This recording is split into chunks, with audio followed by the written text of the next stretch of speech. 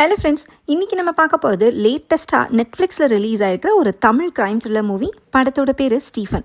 இந்த படத்தோட ஒன்லைன் என்னென்னா, 9 இளம் பெண்கள் காணாமல் போன கேஸில் சஸ்பெக்டை போலீஸ் தேடிட்டு இருக்கிறப்ப அவரே போலீஸில் சரண்டர் ஆகிறாரு. அந்த 9 பேரையும் தான் கொலை பண்ணதா குற்றத்தையும் ஒத்துக்கிறாரு.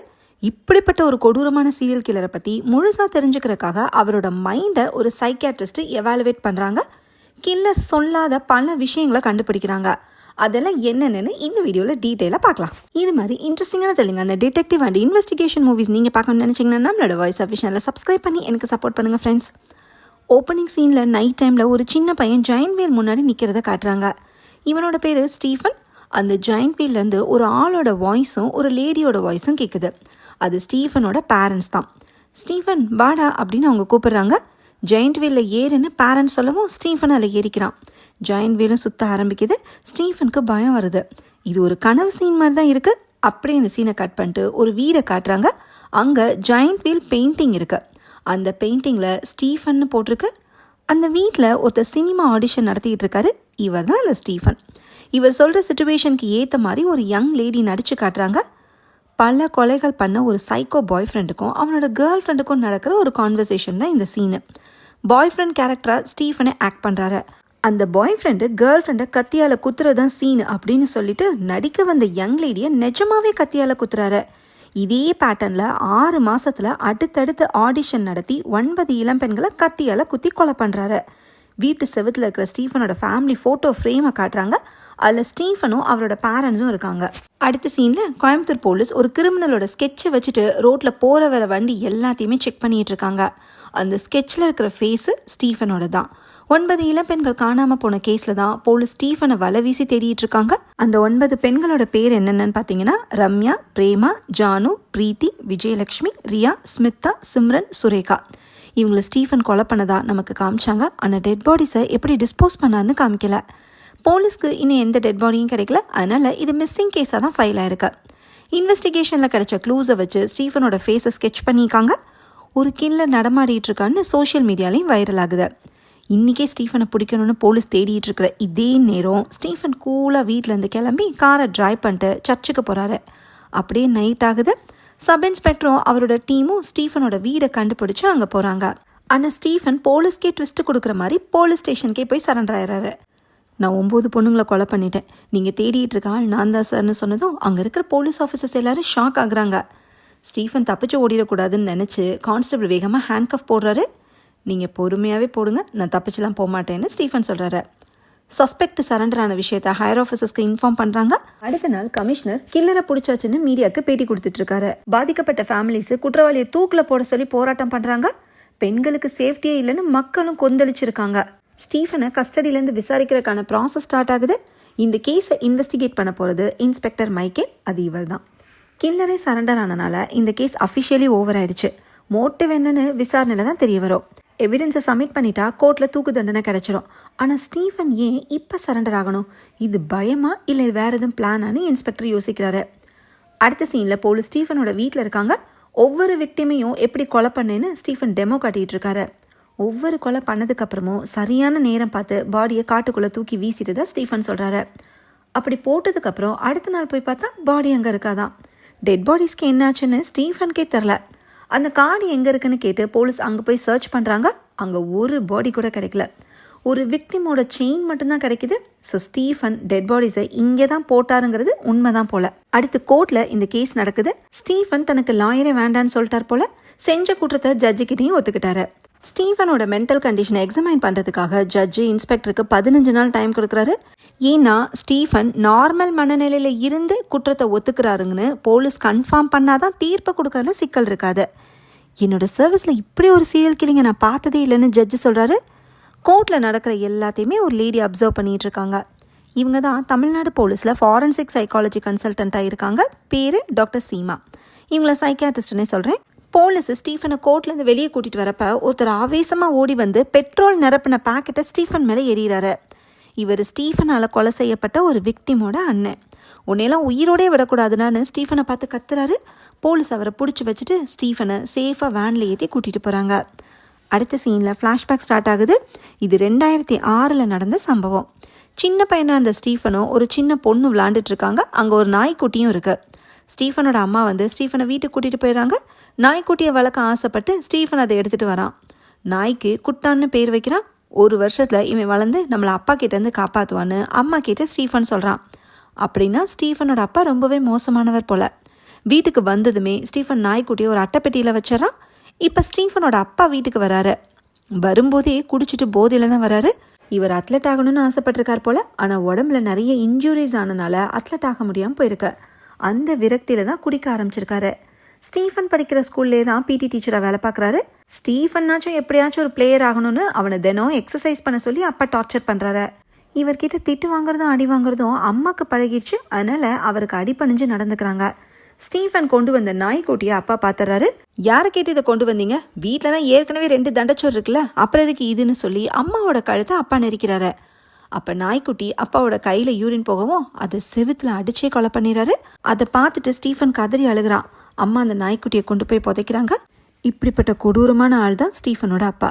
இந்த கதையை சைக்கியாட்ரிஸ்ட் கிட்ட ஸ்டீஃபன் சொல்கிறாரு. அடுத்த நாள் சைக்கியாட்ரிஸ்ட் ஸ்டீஃபனுக்கு மென்டல் அசஸ்மெண்ட்டுக்காக சில டெஸ்ட் வைக்கிறாங்க. ஒரு சில வித்தியாசமான ட்ராயிங்ஸ் எல்லாம் காமிச்சு இதை பார்க்குறப்போ உனக்கு என்ன தோணுதுன்னு கேட்குறாங்க. ஸ்டீஃபன் சொல்கிற ஆன்சர்ஸு அதை விட வினோதமாக இருக்கு. எல்லா பிரச்சனைக்குமே காரணம் உங்கள் அப்பா ஆல்கஹாலிக்காக இருந்ததும் அப்யூஸ் பண்ணதும் தானே சைக்கியாட்ரிஸ்ட் கேட்குறாங்க. எல்லாத்துக்கும் ஸ்டார்டிங் பாயிண்ட் அப்பா தான், ஆனால் எண்ட் பாயிண்ட் அவர் இல்லைன்னு ஸ்டீஃபன் சொல்கிறாரு. அப்படியே கட் பண்ணி ஃப்ளாஷ்பேக் கண்டினியூ ஆகுது. இது 2012 நடந்த சம்பவம். ஸ்டீஃபனும் அம்மாவும் ஒரு ஹாஸ்பிட்டலுக்கு போகிறாங்க. அங்கே அப்பா ட்ரீட்மெண்ட்டில் இருக்காரு. இவர் எந்திரிச்சு நடக்கவே 6 மாதம் ஆகும்னு டாக்டர் சொல்லிடுறாங்க. என்ன விஷயம்னா, ஸ்கூலில் பிடி டீச்சராக இருக்கிற அப்பா அங்கே ஒரு கேர்ள் ஸ்டூடெண்ட்டு ட்ரெஸ் மாற்றுறத வீடியோ எடுத்து நெட்டில் போட்டிருக்காரு. அந்த ஸ்டூடெண்ட்டு ஒரு போலீஸ் ஆஃபீஸரோட பொண்ணு.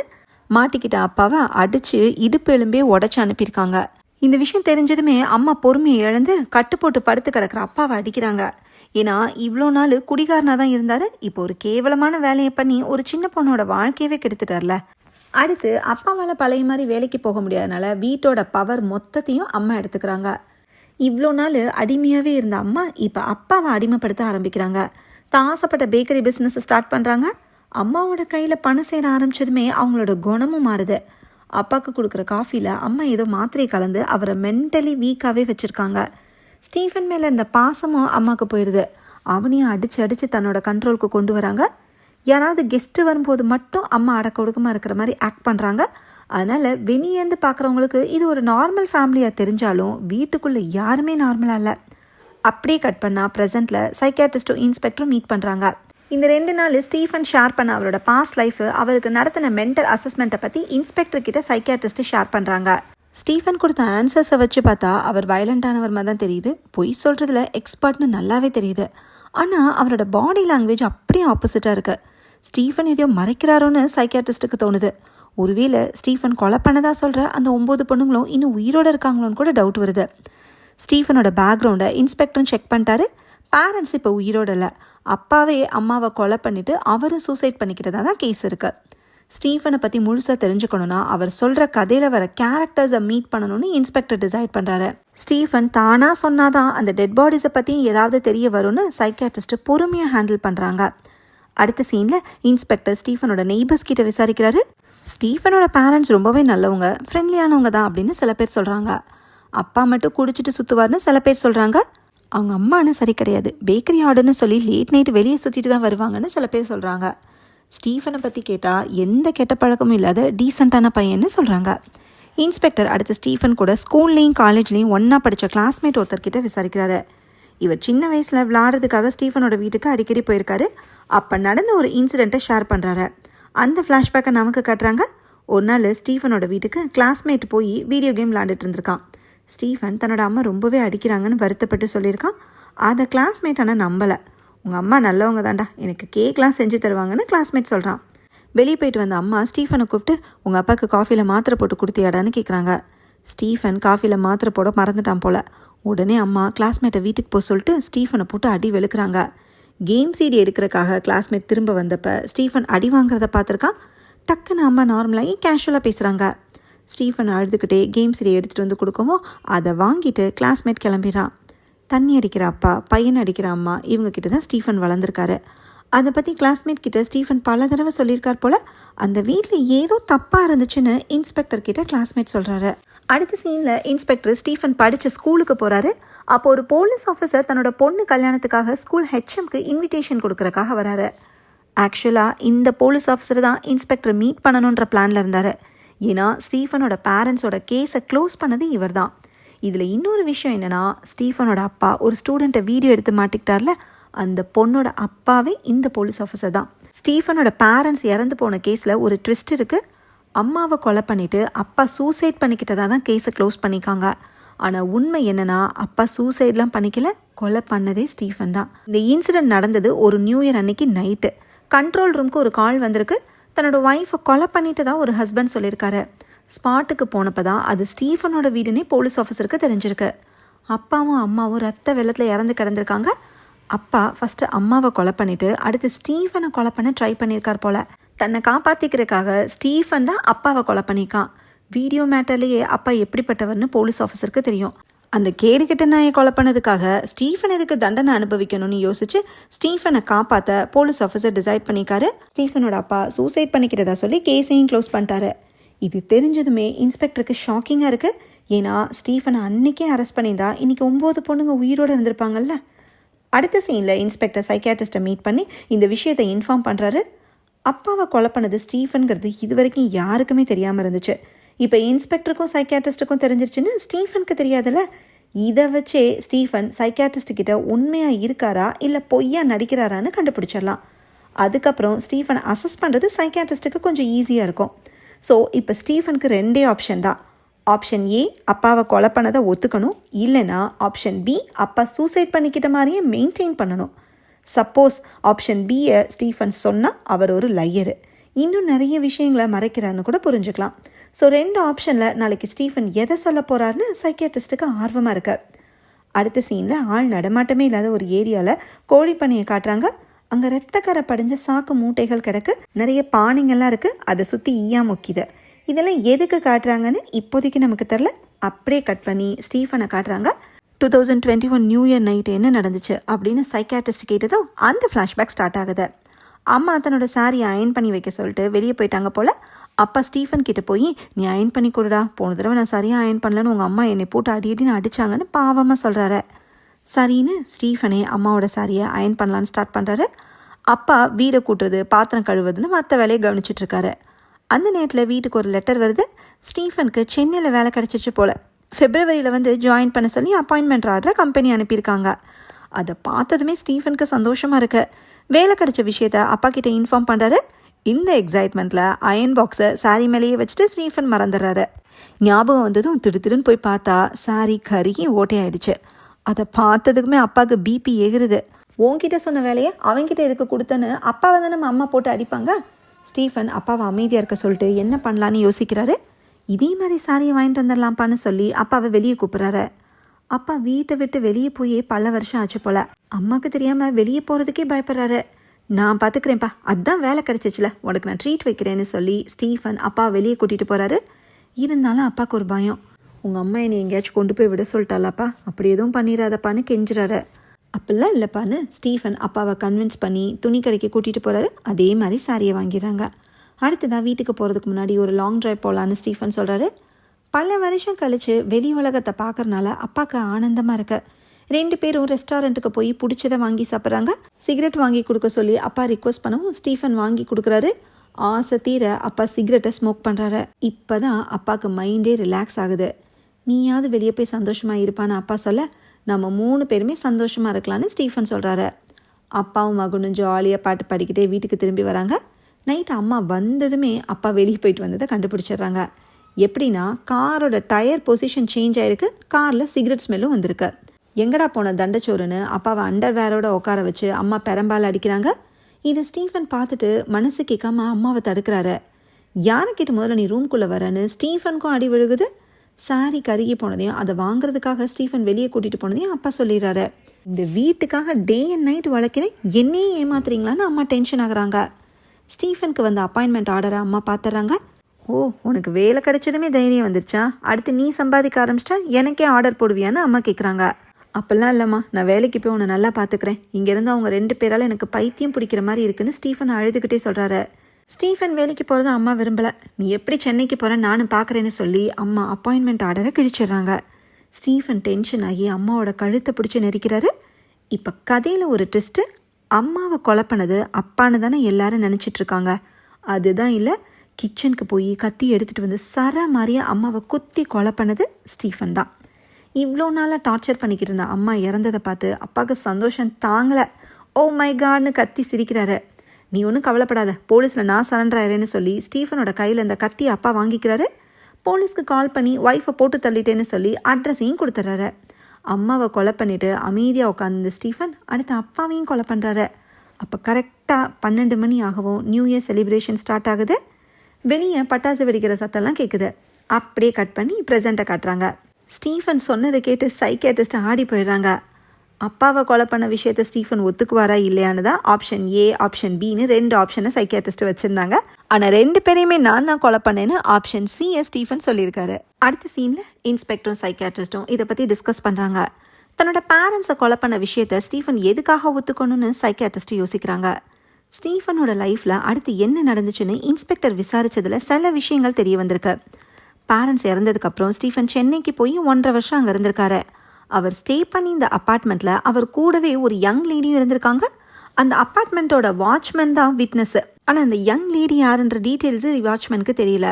ஸ்டீஃபன் சரண்டர் ஆகிறதுக்கு முன்னாடி அவரோட கார் டீட்டெயில்ஸை வச்சு போலீஸ் சிசிடிவி ஃபுட்டேஜை கலெக்ட் பண்ணப்போ அவர் சர்ச்சுக்கு போனதை கண்டுபிடிச்சிட்டாங்க. ஒருவேளை அந்த லேடியை பார்க்குறக்காக தான் சர்ச்சுக்கு போனாரா, அந்த லேடி தான் கில்லரா, அவங்கள காப்பாற்ற தான் ஸ்டீஃபன் சரண்டர் ஆனாரான்னு பல கேள்விகள் வருது. ஸ்டீஃபன் லாஸ்ட்டாக போனது தொண்டமுத்தூரில் இருக்கிற செயின்ட் மேரிஸ் சர்ச்சுன்னு இன்ஸ்பெக்டர் சொன்னதுமே சைக்கியாட்ரிஸ்ட்டுக்கு ஒரு விஷயம் ஸ்ட்ரைக் ஆகுது. ஸ்டீஃபனோட வீட்டில் ஒரு கிறிஸ்டியானிட்டி பேண்டு கிடச்சிது. அந்த பேண்ட்லையுமே செயின்ட் மேரிஸ் சர்ச்சுன்னு தான் போட்டிருந்துச்சுன்னு சைக்கியாட்ரிஸ்ட்டு சொல்கிறாங்க. அங்கே போனால் ஏதாச்சும் க்ளூ கிடைக்கும்னு இன்ஸ்பெக்டரும் சைக்கியாட்ரிஸ்ட்டும் அடுத்து சர்ச்சுக்கு போகிறாங்க. அங்கே சர்ச்சு ஃபாதர் கிட்ட அந்த பேண்டை பற்றி விசாரிக்கிறாங்க. ஒவ்வொரு வருஷமும் இளைஞர்களுக்காக சர்ச்சில் ஈவெண்ட் நடக்கும் போல். இப்போ ரீசெண்டாக 2 மாதத்துக்கு முன்னாடி நடந்த ஈவெண்ட்டில் கொடுத்த பேண்டு தான் இதுன்னு ஃபாதர் சொல்கிறாரு. ஜென்ஸுக்கு ஒரு கலர்லையும் லேடிஸ்க்கு ஒரு கலர்லையும் கொடுத்துருக்காங்க. ஸ்டீஃபன் கிட்ட இருந்தது லேடிஸ்க்கு கொடுக்கப்பட்ட பேண்டு. சென்னையில் ஸ்டீஃபன் கூட தங்கியிருந்த பொண்ணும் இந்த பேண்டை கட்டியிருந்த பொண்ணும் ஒரே ஆளான்னு தெரியல. ஈவெண்ட்டை அட்டன் பண்ணவங்களோட லிஸ்ட்டை இன்ஸ்பெக்டர் கேட்டு வாங்குறாரு. அந்த லிஸ்ட்டில் லேடிஸ் நேம் மொத்தம் 158 இருந்திருக்கு. அதில் ஸ்டீஃபனோட ஏஜ் குரூப்பில் இருக்கிற நேம்ஸை ஃபில்டர் பண்ணால் மொத்தம் 72 பேர் வருது. அதில் ஒரு லேடி தான் ஸ்டீஃபனோட சம்மந்தப்பட்டவங்க. அடுத்த சீனில் சைக்கியாட்ரிஸ்ட் ஸ்டீஃபன் கிட்ட மென்டல் அசஸ்மெண்ட்டை கண்டினியூ பண்ணுறாங்க. சென்னையில் உங்களுக்கு யாரும் இல்லையா, தனியாக தான் இருந்தீங்களான்னு சைக்கியாட்ரிஸ்ட்டு கேட்க ஆமான்னு ஸ்டீஃபன் சொல்கிறாரு. இவர் பொய் சொல்கிறாருன்னு தெரிஞ்சுமே சைக்கியாட்ரிஸ்ட் அதை காட்டிக்கல. சைக்கியாட்ரிஸ்ட்டு மேற்கொண்டு கேள்வி கேட்கறதுக்குள்ள இன்னைக்கு இது போதுமேனு ஸ்டீஃபன் சொல்லிடுறாரு. சென்னைன்னு சொன்னதுக்கப்புறம் ஸ்டீஃபனோட பேச்சில் ஒரு தடுமாற்றம் வந்ததை சைக்கியாட்ரிஸ்ட்டு நோட் பண்ணுறாங்க. உடனே இந்த விஷயத்த இன்ஸ்பெக்டருக்கு இன்ஃபார்மும் பண்ணுறாங்க. ஸ்டீஃபன் சர்ச்சில் மீட் பண்ண அந்த மிஸ்ட்ரி கேர்ள் யாருன்னு கண்டுபிடிக்கிற வேலை இன்ஸ்பெக்டர் இறங்குறாரு. லிஸ்ட்டில் ஃபில்டர் பண்ணி வச்சிருக்கிற 72 பேரையுமே சர்ச்சுக்கு வர வைக்க ஃபாதர் கிட்ட ஹெல்ப் கேட்குறாரு. பைபிளில் செயின்ட் ஸ்டீஃபன் ஒரு கேரக்டர் வரும். ஜீசஸ்க்காக ஃபஸ்ட்டு உயிர் தியாகம் பண்ணது அவர் தான். அந்த பேரை யூஸ் பண்ணி எல்லாரையும் சர்ச்சுக்கு வர வைக்கலான்னு இன்ஸ்பெக்டருக்கு தோணுது. இந்த ஐடியாவை ஃபாதரும் எக்ஸிக்யூட் பண்ணுறாரு. லிஸ்ட்டில் இருக்கிற 72 லேடிஸ்க்கும் கால் பண்ணி செயின்ட் ஸ்டீஃபன் தன்னோட கனவுல வந்ததா சொல்லி நாளைக்கு ப்ரேயருக்கு வர சொல்கிறாரு. அடுத்த நாள் சர்ச்சுக்கு ஒவ்வொருத்தராக வர ஆரம்பிக்கிறாங்க. அப்படி வர்றவங்களோட பேரை கேட்டு ஃபாதர் கொடுத்த லிஸ்ட்டில் டிக் அடிக்கிறதுக்கு என்ட்ரன்ஸில் 2 சிஸ்டர்ஸ் உட்காந்துருக்காங்க. இன்னொரு பக்கம் ஹாலுக்கு வந்து ப்ரேயர் பண்ணுறவங்களோட பேரை சப் இன்ஸ்பெக்டர் கேட்டு நோட் பண்ணிக்கிறாரு. ஆனால் யார்கிட்டையுமே இன்ட்ராகேட் பண்ணல. ஏன்னா செயின்ட் ஸ்டீஃபன் கனவுல வந்தார்னு ஃபாதர் எதேதோ சொல்லியுமே இவங்க எல்லாருமே சர்ச்சுக்கு வந்திருக்காங்கன்னா கில்லர் ஸ்டீஃபனுக்கும் இவங்களுக்கும் லிங்க் இருக்காதுன்னு இன்ஸ்பெக்டருக்கு தோணுது. அதனால் சர்ச்சுக்கு வராமல் விட்டவங்க மேலே தான் இன்ஸ்பெக்டரோட சந்தேகம் திரும்புது. 72 பேரில் 58 பேர் வந்துட்டாங்க. சிஸ்டர்ஸு டிக் போட்ட லிஸ்ட்டையும் எஸ்ஐ நோட் பண்ண லிஸ்ட்டையும் இன்ஸ்பெக்டர் வாங்கிக்கிறாரு. சர்ச்சுக்கு வராத அந்த 14 பேரோட நம்பரை வச்சு லொக்கேஷனை ட்ராக் பண்ணி ஏன் சர்ச்சுக்கு வரலன்னு இன்ஸ்பெக்டர் விசாரிக்கிறாரு. எல்லாருமே வேலிடான ரீசன் தான் சொல்கிறாங்க. சந்தேகப்படுற மாதிரி யாருமே சிக்கலை. இந்த 14 பேர் மேலே டவுட் இல்லை அப்படின்னா காலையில் சர்ச்சுக்கு வந்து 58 பேர்கிட்ட தான் மறுபடியும் விசாரிக்கணும். ஆனால் அதுக்கெலாம் ரொம்பவே டைம் ஆகுமேனு இன்ஸ்பெக்டர் யோசிக்கிறாரு. அப்போ சைக்கியாட்ரிஸ்ட் வந்து இன்ஸ்பெக்டர் கிட்ட இருக்கிற நேம் லிஸ்ட்டை வாங்கி பார்க்குறாங்க. ஃபாதர் கொடுத்த லிஸ்ட்டில் சிஸ்டர் ஸ்டிக் போட்டது 58 பேர். ஆனால் ஹாலுக்கு வந்து ப்ரேயர் பண்ணவங்களோட பேரை கேட்டு எஸ்ஐ ரெடி பண்ண லிஸ்ட்டில் இருக்கிறது 57 பேர். எஸ்ஐ எந்த பேரையும் மிஸ் பண்ணல. அப்படின்னா வராத ஒரு ஆளுக்கு சிஸ்டர் ஸ்டிக் போட்டுட்டாங்களான்னு ஒரு கன்ஃபியூஷன் வருது. 2 லிஸ்ட்டையுமே கம்பேர் பண்ணி அந்த நபர் யாருன்னு கண்டுபிடிக்கிறாங்க. அவங்களோட பேர் மேரி. இந்த மேரி சர்ச்சுக்கு வரலைன்னா சிஸ்டர்ஸ் ஏன் டிக் பண்ணாங்கன்னு தெரிஞ்சுக்கிறதுக்காக இன்ஸ்பெக்டர் உடனே கிளம்புறாரு. நானும் உங்கள் கூட வரேன்னு சைக்கியாட்ரிஸ்ட் சொல்லிட்டு இருக்கும்போதே ஒரு கான்ஸ்டபிள் வேகமாக ஓடி வராரு. ஸ்டீஃபன் சூசைட் அட்டம் பண்ணிக்கிட்டு தான் சொல்கிறாரு. அதனால் இன்ஸ்பெக்டர் சைக்கியாட்ரிஸ்ட்டை ஸ்டீஃபனை பார்க்க சொல்லி அனுப்பிட்டு அவர் மட்டும் சர்ச்சுக்கு போகிறாரு. அங்கேருந்து சிஸ்டர் கிட்ட மேரிங்கிற பேரை ஏன் டிக் பண்ணீங்கன்னு இன்ஸ்பெக்டர் கேட்குறாரு. எந்த மேரின்னு சிஸ்டர் கேட்க மேரி ஜான் அப்படின்னு இன்ஸ்பெக்டர் சொல்கிறாரு. இப்போ தான் சிஸ்டருக்கு புரியுது, இவங்க பக்கத்தில் உட்காந்து இன்னொரு சிஸ்டர் டிக் போட்டாங்கல்ல, அவங்க தான் அந்த மேரி ஜானு. ஆக்சுவலாக அவங்க சிஸ்டர் இல்லை, ஒரு ஹெல்ப்பராக இருக்காங்க. சர்ச்சில் சேர்ந்து 2 மாதம் தான் ஆகுது போல். இன்றைக்கி அவங்க ஹாலுக்கு போகாதனால எஸ்ஐயோட லிஸ்ட்டில் அவங்க பேர் மிஸ் ஆகிருக்கு. மேரியோட அட்ரஸ் கிடைக்குமான்னு இன்ஸ்பெக்டர் கேட்க அவங்க இங்கே தான் தங்கியிருக்காங்கன்னு சிஸ்டர் சொல்கிறாங்க. சர்ச்சில் ப்ரே பண்ணிக்கிட்டு இருந்த மேரியை இன்ஸ்பெக்டர் பிடிச்சி கூட்டிகிட்டு வந்து இன்ட்ராகேட் பண்ணுறாரு. கூட சைக்கியாட்ரிஸ்ட்டும் இருக்காங்க. ஸ்டீஃபனோட வீட்டில் கிடைச்ச பேண்டு மேரியோட தான். ஸ்டீஃபன் சரண்டர் ஆகிறதுக்கு முன்னாடி கடைசியாக சர்ச்சுக்கு வந்ததும் இவங்கள பார்க்க தான். ஸ்டீஃபனுக்கும் மேரிக்கும் என்ன கனெக்ஷன் இப்போ தான் தெரிய வருது. இவங்க ஸ்டீஃபனோட 10வது விக்டிமாக ஆகிருக்க வேண்டியவங்க. ஓப்பனிங் சீனில் ஸ்டீஃபன் ஆடிஷன் நடத்தினப்ப இவங்கள நடித்து காமிச்சதை பார்த்தோம். மேரி ஷார்ட் ஃபிலிம்ஸில் நடிக்கிற ஒரு ஆக்ட்ரஸ்ஸு. ஒரு நாள் ஸ்டீஃபனோட வீட்டுக்கு ஆடிஷனுக்காக போயிருக்காங்க. ஒரு சைக்கோ பாய் ஃப்ரெண்டை கேர்ள் ஃப்ரெண்டு விட்டுட்டு போகிற மாதிரி ஸ்டீஃபன் சிச்சுவேஷனை சொன்னப்ப அப்படி விட்டுட்டு போகிறது சரியாக இருக்காதுன்னு மேரி சொல்லியிருக்காங்க. அது ஸ்டீஃபனோட மனசை டச் பண்ணி கண் கலங்கியிருக்காரு. உங்களுக்கு லவ் மேலே அவ்வளோ நம்பிக்கையானு ஸ்டீஃபன் கேட்டிருக்காரு. எந்த நிலைமையில் இருந்தாலும் நம்ம வாழ்க்கையை காப்பாற்றுற சக்தி காதலுக்கு இருக்குன்னு மேரி சொல்லியிருக்காங்க. மேரியை கொலை பண்ணுறதுக்கு ஸ்டீஃபனுக்கு மனசு வரல. இதுக்கு முன்னாடி 9 பேரை கொலை பண்ண விஷயத்தையும் மேரி கிட்ட ஸ்டீஃபன் கன்ஃபஸ் பண்ணியிருக்காரு. அப்புறமா அவரே மேரியை காரில் கூட்டிகிட்டு போய் வீட்டில் போய் ட்ராப் பண்ணிக்காரு. நான் சரண்டர் ஆகிறதுக்கு முன்னாடி ஒரே ஒரு தடவை உங்களை பார்க்கணுன்னு ஸ்டீஃபன் ரிக்வஸ்ட் பண்ணிக்காரு. நாளைக்கு நான் சர்ச்சுக்கு வருவேன்னு மேரி சொல்லியிருக்காங்க. நான் ஒருவேளை சரண்டர் ஆகலைன்னா இந்த வீட்டை காலி பண்ணிட்டு போயிருங்கன்னு ஸ்டீஃபன் சொல்லியிருக்காரு. அடுத்த நாள் மேரி ஒரு பயத்தோடவே சர்ச்சுக்கு போயிருக்காங்க. அங்கே வந்த ஸ்டீஃபன் தூரத்துலேருந்தே மேரியை பார்த்துட்டு எதுவுமே பேசாமல் கிளம்பி போயிருக்காரு. சொன்ன மாதிரியே ஸ்டீஃபன் போலீஸில் சரண்டர் ஆனனால மேரியும் போலீஸ்கிட்ட வந்து எதுவுமே சொல்லலை. ஸ்டீஃபன் கையால் செத்துருக்க வேண்டிய மேரி ஜஸ்ட் மிஸ்ல எஸ்கேப் ஆனனால கடவுள் தான் நம்மளை காப்பாற்றி இன்னொரு லைஃப் கொடுத்துருக்காருன்னு நம்பி சர்ச்சில் ரீசெண்டாக ஜாயின் பண்ணிட்டாங்க. மற்றபடி ஸ்டீஃபன் பண்ண கொலைகளுக்கும் மேரிக்கும் எந்த சம்மந்தமும் இல்லை. இப்போ எஸ்ஐ வந்து 2 விஷயம் சொல்கிறாரு. ஸ்டீஃபன் கூட தங்கி இருந்தது லேடி மேரி இல்லை, அப்பார்ட்மெண்ட் செக்யூரிட்டி கிட்ட மேரியோட ஃபோட்டோவை காட்டி கன்ஃபார்ம் பண்ணியாச்சு. அதே மாதிரி இப்போ ஸ்டீஃபன் சூசைட் அட்டம்லாம் பண்ணல, அவர் குடிக்கிற காஃபியில் யாரோ பாய்சனை கலந்துருக்காங்க. ஒருவேளை விக்டிமோட ஃபேமிலியை சேர்ந்தவங்க யாராச்சும் பண்ணிக்கலான்னு எஸ்ஐ சொல்கிறாரு. மேரி பொய் சொல்லலைன்னு சைக்கியாட்ரிஸ்ட்டுக்கு தோணுது. ஸ்டீஃபன் நடிச்சு காட்ட சொன்ன சீனை பற்றி சைக்கியாட்ரிஸ்ட்டு கேட்குறாங்க. ஒரு சீரியல் கில்லர் தன்னோட கேர்ள் ஃப்ரெண்டை கொலை பண்ணுற சிச்சுவேஷன்னு மேரி சொல்கிறாங்க. அந்த கதையில் வர கேர்ள் ஃப்ரெண்டுக்கு பேர் என்னென்னு சைக்கியாட்ரிஸ்ட்டு கேட்குறாங்க. மேரி யோசித்து பார்த்துட்டு கிருத்திகான்னு சொல்கிறாங்க. அடுத்த சீனில் ட்ரீட்மெண்ட்டில் இருக்கிற ஸ்டீஃபனை சைக்கியாட்ரிஸ்ட்டு மீட் பண்ணுறாங்க. நீங்கள் யாரையாச்சும் லவ் பண்ணிக்கிங்களான்னு சைக்கியாட்ரிஸ்ட்டு கேட்க ஸ்டீஃபன் அமைதியாக இருக்காரு. கிருத்திகா யாருன்னு கேட்டதும் ஸ்டீஃபன் ஷாக் ஆகுறாரு. இன்ஸ்பெக்டரும் மேரியை கூட்டிகிட்டு அங்கே வராரு. இப்போ ஸ்டீஃபன் அழுதுகிட்டே தன்னோட கேர்ள் ஃப்ரெண்டு கிருத்திகாவை பற்றி சொல்ல ஆரம்பிக்கிறாரு. அது வேற யாரும் இல்லை, ஸ்டீஃபன் சின்ன வயசில் ஒரு குட்டி பொண்ணு கூட பார்க்கில் விளையாடினார்ல, அதே பொண்ணு தான். ஸ்டீஃபன் தன்னோட பாஸ்ட் லைஃப்பை மறந்துட்டு சென்னையில் புது லைஃப்பை ஸ்டார்ட் பண்ணியிருக்காரு. கிருத்திகா கூட சந்தோஷமாக வாழ ஆரம்பிச்சிருக்காரு. ஒரு நாள் தன்னோட அம்மா அப்பா ஃபோட்டோவை ஃப்ரேம் போட்டு வீட்டில் மாட்டியிருக்காரு. அவங்க 2 பேரும் வழக்கம் போல் மாற்றி மாற்றி சண்டை போட்டுக்கிற மாதிரி ஸ்டீஃபனுக்கு ஹாலுசினேஷன் வந்திருக்கு. அந்த நைட்டு கிருத்திகா கிட்ட பேரண்ட்ஸை கொலை பண்ண விஷயத்த கன்ஃபர்ஸ் பண்ணியிருக்காரு. இதுக்காக என்னை விட்டு போயிடாதன்னு வேற கெஞ்சிருக்காரு. கிருத்திகாவுக்கு ஃபஸ்ட்டு இதை கேட்குறப்ப ரொம்பவே ஷாக்கிங்காக இருந்திருக்கு. என்ன சொல்கிறதுனே தெரில. ஸ்டீஃபன் கெஞ்சினதை பார்த்து சரி விட்டுட்டுலாம் போக மாட்டேன்னு கிருத்திகா ஆறுதல் சொல்லியிருக்காங்க. கிருத்திகாவை நம்பாத, அவள் உன்னை கண்டிப்பாக விட்டுட்டு போயிடுவான்னு ஸ்டீஃபனுக்குள்ளே ஒரு வாய்ஸ் கேட்க ஆரம்பிச்சிருக்கு. அந்த நிமிஷத்துலேருந்து கிருத்திகா எங்கே உண்மையை சொல்லிடுவாங்களோ, நம்மளை விட்டுட்டு போயிடுவாங்களோன்னு ஸ்டீஃபனுக்கு ஒரு பயம் டெவலப் ஆயிருக்கு. அடுத்த நாள் ஸ்டீஃபன் கிருத்திகாவை ஆஃபீஸ்க்கு 1 வாரம் லீவ் போட சொல்லியிருக்காரு. கிருத்திகாவும் ஸ்டீஃபனுக்காக லீவ் போட்டு வீட்லேயே இருந்திருக்காங்க. எந்த நேரமும் கிருத்திகாவை ஸ்டீஃபன் வாட்ச் பண்ணிக்கிட்டே இருந்திருக்காரு. 1 வாரம் கழித்து கிருத்திகா ஆஃபீஸ்க்கு கிளம்புனப்ப அவங்கள கேபில் போக விடாமல் நானே ட்ராப் பண்ணுறேன்னு சொல்லிட்டு ஸ்டீஃபன் கூட்டிகிட்டு போயிருக்காரு. அதுக்கப்புறம் கிருத்திகா கேபில் போனாலுமே கூட ஸ்டீஃபனை பின்னாடியே ஃபாலோ பண்ணி போயிருக்காரு. ஆஃபீஸ் வாசல்லையே ஈவினிங் வரைக்கும் வெயிட் பண்ணி கிருத்திகா திரும்ப வரும்போது வீடு வரைக்கும் ஸ்டீஃபன் ஃபாலோ பண்ணியிருக்காரு. நைட்லேயும் தூங்காமல் தனக்கு தானே பேச ஆரம்பிச்சிருக்காரு. ஸ்டீஃபனோட பிஹேவியர் ரொம்பவே வியர்டாக மாறினதை கிருத்திகா ரியலைஸ் பண்ண ஆரம்பிச்சிருக்காங்க. இருந்தாலும் அவர் மேலே இந்த லவ்வை விடலை. ஸ்டீஃபனை சரி பண்ணணும்னு நினச்சி அவரை டாக்டர் கிட்ட கூட்டிகிட்டு போயிருக்காங்க. நான் ஒன்றும் பைத்தியம் இல்லை, என் மேலே நம்பிக்கை இல்லைன்னா நீ என்னை விட்டுட்டு போயிருன்னு சொல்லிட்டு ஸ்டீஃபன் போயிருக்காரு. ஸ்டீஃபன் பேரண்ட்ஸை கொலை பண்ணதை கூட கிருத்திகா பெருசாக நினைக்கல. ஆனால் அந்த சம்பவத்துலேருந்து ஸ்டீஃபன் இன்னும் வெளியே வர முடியாமல் தவிக்கிறது தான் கிருத்திகானால் தாங்கிக்க முடியல. ஸ்டீஃபனை விட்டு பிரியவும் முடியாமல் கிருத்திகா வீட்டுக்கு திரும்பி வந்திருக்காங்க.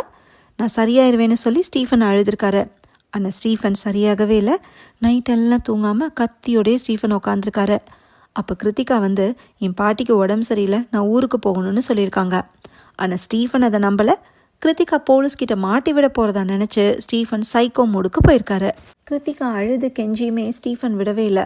என்னை விட்டுட்டு போகிறேன்னு உண்மையை ஒத்துக்க, உன்னை விட்டுறேன்னு ஸ்டீஃபன் மிரட்டவும் வேறு வழி இல்லாமல் கிருத்திகா ஆமாம் உன்னை விட்டுட்டு போயிடுவேன்னு சொல்லியிருக்காங்க. ஸ்டீஃபன் ஆடிஷனுக்கு யூஸ் பண்ணது இந்த கான்வர்சேஷனை தான். உன்னை எவ்வளோ நான் நம்பினேன்னு சொல்லி ஸ்டீஃபன் கிருத்திகாவை கத்தியால் குத்தி கொலை பண்ணிக்காரு. தப்பு பண்ணிட்டோமேன்னு அப்புறம் தான் உட்காந்து அழுதுருக்காரு. கிருத்திகா காட்டின அந்த அன்பை தேடி தான் அடுத்து 9 பெண்களை ஸ்டீஃபன் கொலை பண்ணிக்காரு. அந்த அன்பு மீறிக்கிட்டு இருந்ததை பார்த்ததும் அவங்கள ஸ்டீஃபனால் கொலை பண்ண முடியல. அதுக்கப்புறம் தான் மனசு மாதிரி சரண்டர் ஆயிருக்காரு. அத்தனை குடும்பத்தோட கண்ணீருக்கு நான் காரணமாயிட்டேன்னு சொல்லி ஸ்டீஃபன் கண் கலங்குறாரு. எல்லார மாதிரியும் நானும் ஒரு நார்மல் லைஃப்பை வாழ்ந்துருக்கலாம், ஆனால் எல்லாம் கையை மீறி போயிருச்சுன்னு ஸ்டீஃபன் வருத்தப்படுறாரு. ஜெயிண்ட் வீலில் ஸ்டீஃபன், கிருத்திகா, அம்மா அப்பா எல்லாரும் சந்தோஷமாக சுற்றுற மாதிரி ஸ்டீஃபன் நினச்சி பார்க்குறாரு. ஸ்டீஃபன் மேலே பரிதாபப்படுறதா இல்லை கோவப்படுறதான்னு இன்ஸ்பெக்டருக்கே தெரில. இதை விட மோசமான பாஸ்ட்டை ஃபேஸ் பண்ணவங்க கூட அடுத்து நார்மல் லைஃப்பை வாழ்ந்திருக்காங்க. பாஸ்ட் லைஃப் நார்மலாக இருந்தவங்க கூட அடுத்து வயலண்ட்டாக இருக்காங்க. அதனால் பாஸ்ட்டு ப்ரெசண்ட் எல்லாம் ஒரு ரீசன் தானே சைக்கியாட்ரிஸ்ட்டு சொல்கிறாங்க. ஸ்டீஃபன் கன்ஃபஸ் பண்ணதை வச்சு கிருத்திகாவோட ஃபேமிலியை இன்ஸ்பெக்டர் ட்ரேஸ் பண்ணுறாரு. கிருத்திகா சின்ன வயசாக இருக்கும்போதே அவங்க பேரண்ட்ஸ் இறந்துட்டாங்க போல் பாட்டிக்கிட்ட தான் வாழ்ந்துருக்காங்க. பாட்டிக்கு கிருத்திகா இறந்த விஷயமே இப்போ தான் இன்ஸ்பெக்டர் சொல்லி தெரிய வருது. ஜட்ஜு கொடுத்த டைம் முடிஞ்சு போலீஸு ஸ்டீஃபனை கோர்ட்டில் ப்ரொடியூஸ் பண்ணுறாங்க. சைக்கியாட்ரிஸ்டோட அசஸ்மெண்ட் படி ஸ்டீஃபனோட மென்டல் கண்டிஷன் இப்போ நார்மலாக இருக்குது. ஆனால் கொலைகள் பண்ணப்போ அன்ஸ்டேபிளாக இருந்திருக்காரு. செஞ்ச குற்றத்துக்காக ஸ்டீஃபன் வருத்தப்படுறதாகவும் அவருக்கு இன்னும் கவுன்சிலிங் தேவைன்னு சைக்கியாட்ரிஸ்ட்டு ரிப்போர்ட் கொடுத்துட்றாங்க. இதை பேஸ் பண்ணி ஜட்ஜும் தீர்ப்பு எழுதுறாரு. கொலைகள் பண்ணப்ப ஸ்டீஃபன் மென்டலி டிஸ்டர்ப்டாக இருந்தனாலையும் அதை நினச்சி இப்போ வருத்தப்படுறனாலையும் ஸ்டீஃபனுக்கு இரட்டை ஆயுள் தண்டனை கிடைக்குது. ஸ்டீஃபனுக்கு தூக்கு தண்டனை கிடைக்கணும்னு மக்கள் விரும்புகிறாங்க. ஆனால் அது நடக்கலை. அந்த கோவத்தில் ஸ்டீஃபன் மேலே செருப்பை கழட்டி வீசுகிறாங்க. போலீஸ் அவங்கள கண்ட்ரோல் பண்ணி ஸ்டீஃபனை வேனில் ஏற்றி அனுப்பி வைக்கிறாங்க. அம்மாக்கும் அப்பாக்கும் நடுவில் ஸ்டீஃபன் உட்காந்து ஃபோட்டோக்கு போஸ் கொடுக்குற மாதிரி காட்டுறாங்க. கீழே சுபம் அப்படின்னு போடுறாங்க. இது படத்தோட எண்டில் இவ்வளோ நேரம் ஸ்டீஃபன் போலீஸ்க்கும் சைக்கியாட்ரிஸ்ட்டுக்கும் படம் காட்டியிருக்கான்னு சிம்பாலிக்காக காட்டுறாங்க. வேனில் ஜெயிலுக்கு போயிட்டுருக்கிற ஸ்டீஃபன் இமேஜினேஷனுக்குள்ளே போகிறாரு. ஸ்டீஃபனை சுற்றி அவர் கொலை பண்ண விக்டிம்ஸ் எல்லாரும் உட்காந்துருக்கிற மாதிரி அவரோட கண்ணுக்கு தெரியுது. விக்டிம்ஸ் சாகிறப்ப எப்படி இருந்தாங்களோ அதே கெட்டப்பில் ரத்தக்கரையோடு உட்காந்துருக்காங்க. எல்லா ட்விஸ்ட்டும் இப்போ தான் ரிவீல் ஆகுது. குட்டான நீ தானடா கொண்டன்னு அம்மா கேட்குறாங்க. ஆமான்னு ஸ்டீஃபன் தலையாடுறாரு. ஃப்ளாஷ்பேக்கில் நாய்க்குட்டியை உண்மையிலேயே கொலை பண்ணது ஸ்டீஃபன் தான். கொலை பண்ணி பார்க்கணுன்னு ஸ்டீஃபனுக்கு சின்ன வயசுலேயே ஒரு எண்ணம் வந்திருக்கு. அடுத்தது அப்பா பேசுகிறாரு. நான் பண்ண 2 தப்பு. நான் ட்ரிங்க் பண்ணதும் உன் மேலே அதிகமாக பாசம் வச்சதும் தானே அப்பா சொல்கிறாரு. ஸ்கூலில் கேர்ள்ஸ் ஸ்டூடெண்ட்ஸ் ட்ரெஸ் மாற்றுறத வீடியோ எடுத்தது அப்பாவே கிடையாது, ஸ்டீஃபன் தான். அந்த பழியான அப்பா ஏற்றுக்கிட்டாரு. ஒரு பர்வர்ட்டாக இருந்த ஸ்டீஃபனுக்கு அதுக்கப்புறம் பொண்ணுங்க மேலே இருந்த இன்ட்ரெஸ்டே போயிடுச்சு. கொலை பண்ணுறதுல தான் இன்ட்ரெஸ்ட் அதிகமாக இருக்கு. நாய் பூனைன்னு ஆரம்பித்து மனுஷங்களையும் டார்கெட் பண்ணிக்காரு. ஸ்டீஃபனை திருத்தணும்னு நினச்சி தான் அவரை அம்மா அடிச்சிருக்காங்க. அந்த கோவத்தில் தான் அம்மாவை ஸ்டீஃபன் கொலை பண்ணிக்காரு. அப்பாவை போலீஸ்க்கு கால் பண்ண சொல்லி கொலை பழியை ஏற்றுக்க வச்சு அவரையும் கொலை பண்ணிக்காரு. அந்த 9 விக்டிம்ஸ் உட்காந்துருந்தாங்கல்ல, அதில் ஒரு லேடி எங்களை ஏன்டா கொலை பண்ணன்னு கேட்குறாங்க. எவ குடும்பத்தில் இருந்துட்டு எனக்கு காஃபியில் விஷம் வச்சிங்க, ஏன் செத்திங்கன்னு தெரிஞ்சாதான் உங்கள் ஆத்மா சாந்தி அடையுமா? நான் கிருத்திகாவை அப்பப்போ மிஸ் பண்ணுவேன், அதனால் அவளை மாதிரியே நடிச்சு காட்டின உங்களை கொலை பண்ணேன். ஆனால் நான் உங்கள் யார்கிட்டையும் மிஸ்பிஹேவ் பண்ணல தெரியுமா? ஏன்னா எனக்கு கொலை பண்ணுறது மட்டும்தான் பிடிக்கும், புரிஞ்சுக்கோங்க அப்படின்னு ஸ்டீஃபன் கேஷுவலாக பேசுகிறாரு. அப்புறமா அந்த 9 விக்டிம்ஸும் மறைஞ்சிடறாங்க. ஸ்டீஃபன் 10 புஷ்அப் எடுத்துகிட்டு எப்படி ஃபிட்டாக இருக்கேனா அப்படின்னு அப்பாவை பார்த்து கேட்குறாரு. அப்பாவும் அம்மாவும் எதுவுமே பேசாமல் இருக்காங்க. அடுத்ததாக கிருத்திகா கிட்டே போய் நீயாச்சும் பேசுடின்னு சொல்கிறாரு. அவங்களும் அமைதியாகவே இருக்காங்க. கிருத்திகா ஆக்சுவலாக ஸ்டீஃபனை சரண்டராக சொல்லியிருக்காங்க. அவர் திரும்ப வர வரைக்கும் வெயிட் பண்ணுறதாகவும் சொல்லியிருக்காங்க. ஆனால் ஸ்டீஃபன் அதை நம்பலை. ஏங்கிட்டே நடிக்கிறியான்னு சொல்லி தான் கிருத்திகாவை கொலை பண்ணியிருக்காரு. உன்னை ஏஞ்சல் மாதிரி பில்டப் கொடுத்து போலீஸ்கிட்ட கதை சொல்லியிருக்கேன்னு ஸ்டீஃபன் சொல்கிறாரு. நீ என்ன இப்படி ஆயிட்டேன்னு அம்மா கேட்க, அடிச்சடிச்சு தானே வளர்த்தீங்க, எனக்கு ஒரே எரிச்சலாக இருந்துச்சுன்னு ஸ்டீஃபன் சொல்கிறாரு. உன்னை பற்றின எல்லா உண்மையும் யாராவது ஒரு நாள் கண்டுபிடிப்பாங்கன்னு அம்மா சொல்ல, யார் அந்த சைக்கியாட்ரிஸ்டா இல்லை இன்ஸ்பெக்டரான்னு சொல்லி ஸ்டீஃபன் சிரிக்கிறாரு. இவர் எல்லாத்தையுமே கால்குலேட் பண்ணி பிளானோட தான் சரண்டர் ஆயிருக்காரு. சப்போஸ் மேரியையும் கொலை பண்ணிட்டு அடுத்து போலீஸில் மாட்டியிருந்தா என்கவுண்டரில் போட்டுருவாங்கன்னு ஸ்டீஃபனுக்கே தெரியும். ஆனால் மேரியை மட்டும் விட்டு வச்சுட்டு நல்ல மாதிரி சரண்டர் ஆயிருக்காரு. உண்மை எல்லாத்தையுமே போலீஸே கண்டுபிடிக்கிற மாதிரி அவங்கள நம்ப வச்சு எல்லாரையும் கன்ஃபியூஸ் பண்ணி விட்டுட்டு அப்புறமா அதை கிளியர் பண்ணி விட்டுருக்காரு. இதெல்லாம் உங்களால் முடியுமா? பொசுக்குன்னு சாக தான் தெரியும், வாழ தெரியுமா என்ன? எந்த இமோஷன் எவன்கிட்ட ஒர்க் ஆகும், எவன் குடும்பத்தை கெடுத்தா நம்ம நல்லா வாழலான்னு எல்லாம் தெரிஞ்சாதான் இந்த உலகத்தில் வாழ முடியும்னு ஸ்டீஃபன் இறந்து போன பேரண்ட்ஸ்க்கு அட்வைஸ் பண்ணுறாரு. ஜட்ஜு தூக்கில் போட்டுருவாரோன்னு கோர்ட்டில் ஸ்டீஃபன் பயத்தில் தான் இருந்திருக்காரு. ஆனால் இரட்டை ஆயுள் தண்டனை கிடச்சிருக்கு, அதாவது 28 வருஷம். அதை பற்றிலாம் ஸ்டீஃபன் கவலைப்படல. ஏன்னா ஜெயிலையும் ஒரு பர்ஃபார்மன்ஸை பண்ணி நன்னடத்தைக்காக 10 வருஷத்தில் ரிலீஸ் ஆயிடுவேன்னு கான்ஃபிடென்ட்டாக இருக்காரு. அதனால் ஜெயிலுக்குள்ளே வந்து என்னை ட்ரிகர் எதுவும் பண்ணிடாதீங்க, முதல்ல கிளம்புங்கன்னு ஸ்டீஃபன் அப்பா அம்மா கிட்ட சொல்கிறாரு. அடுத்து கிருத்திகா கிட்ட நிஜமாவே நீ எனக்கா வெயிட் பண்ணிப்பியான்னு கேட்குறாரு. அதுக்கு கிருத்திகா பதில் சொல்லாமல் அமைதியாக இருக்காங்க. அது சரி, இனிமேல் தெரிஞ்ச என்ன போகுது, இட்ஸ் டூ லேட், நீயும் கிளம்புன்னு ஸ்டீஃபன் சொல்லவும் எல்லாரும் மறைஞ்சிடுறாங்க. இப்போ இமேஜினேஷன்லேருந்து ஸ்டீஃபன் வெளியே வராரு, ஜெயிலுக்கு ஜாலியாக போயிட்டுருக்காரு. அப்படியே கட் பண்ணி ஸ்டீஃபன் ஜெயின்வில் முன்னாடி கையில் கத்தியோட டான்ஸ் ஆடுற மாதிரி காட்டுறாங்க. என்ன பைத்தியம்னு நினச்சிங்கன்னா பைத்தியம், கெட்டவன் நினச்சிங்கன்னா கெட்டவன், ஆனால் என்னை பொறுத்த வரைக்கும் நான் ஸ்டீஃபன், நான் இப்படி தான், don't try this at home அப்படின்னு சொல்லி முடிக்கிறாரு. விக்டிமோட டெட் பாடிஸ் எல்லாமே என்ன ஆச்சுன்னு இன்ஸ்பெக்டரால் கண்டுபிடிக்க முடியல. ஸ்டீஃபன் சொன்ன காட்டில் பல மணி நேரம் சர்ச் பண்ணியுமே எந்த பாடியும் கிடைக்கல. அங்கே எந்த அன்யூஷுவல் ஆக்டிவிட்டியுமே நடக்கலை, வைல்டு அனிமல்ஸும் இல்லை. ஸ்டீஃபன் காட்டுக்குள்ளே டெட் பாடியை போட்டதுக்கப்புறம் அடுத்த நாள் அது இருக்காதுன்னு சொன்னது உண்மைதான். கோழிப்பண்ணை வச்சிருக்கிற ஒரு மிஸ்ட்ரி மேன் லோடு வேனில் டெட் பாடிஸை ஏற்றிட்டு போயிருக்காரு. டெட் பாடிஸ் எல்லாத்தையுமே பீஸாக வெட்டி கோழிகளுக்கு இறையா போடுறதுக்காக பானைகளில் நிரப்பி வச்சிருக்காரு. அதுக்காக தான் நடுவில் கோழிப்பண்ணையை காமிச்சிருப்பாங்க. அந்த மிஸ்ட்ரி மேன் யாருங்கிறத அடுத்த பாட்டில் தான் தெரியும். அந்த படத்தோட பேர் லூனா இருள் சூழும். ஓகே ஃப்ரெண்ட்ஸ், இந்த மூவி உங்களுக்கு பிடிச்சிருந்தா லைக் பண்ணுங்கள், ஷேர் பண்ணுங்கள், கமெண்ட் பண்ணுங்கள், மறக்காமல் சப்ஸ்கிரைப் பண்ணிடுங்க. தேங்க்யூ.